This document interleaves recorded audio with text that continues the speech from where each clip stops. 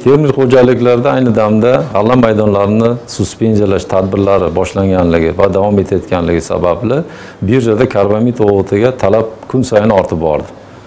Ushbu talabni ma'lum darajada qondirish maqsadida 5 tonnalik limit joriy qilindi.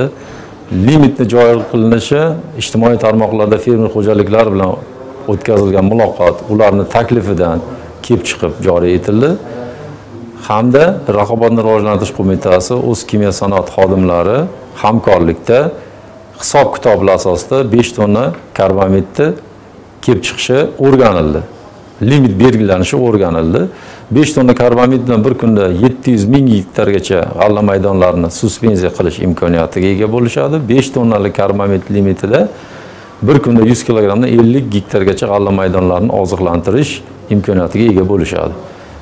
Shuning uchun o'sha hisob-kitob hozirgi kunda joriy etilgan limit o'z samarasini beryapti. Agar raqamlarga tayinadigan bo'lsak, bir kunda 300-400 ta fermer xo'jaligi 5 tonna karbamid sotib olish imkoniyati yaratildi.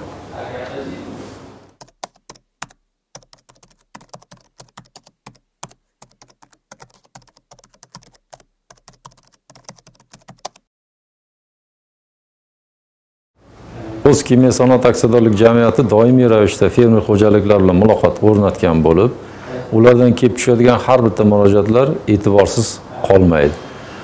Shulardan bittasi mineral o'g'itlarning narxiga qimmatlashuvi bo'lgan e'tirozlarni inobatga olib, Vazirlar Mahkamasining maxsus bayoni bilan alohida birjada savdo maydonchasi tashkil etilib, ushbu maydonchada faqat fermer va klaster xo'jaliklari uchun savdolar joriy yilning fevral oyidan amalga oshirilib kelinyapti. Bu savdo maydonchasida azotli o'g'itlar, azotli va fosforli o'g'itlar 10% ga, kaliyli o'g'itlar 5% ga arzonlashtirilgan holda qo'yib borilmoqda.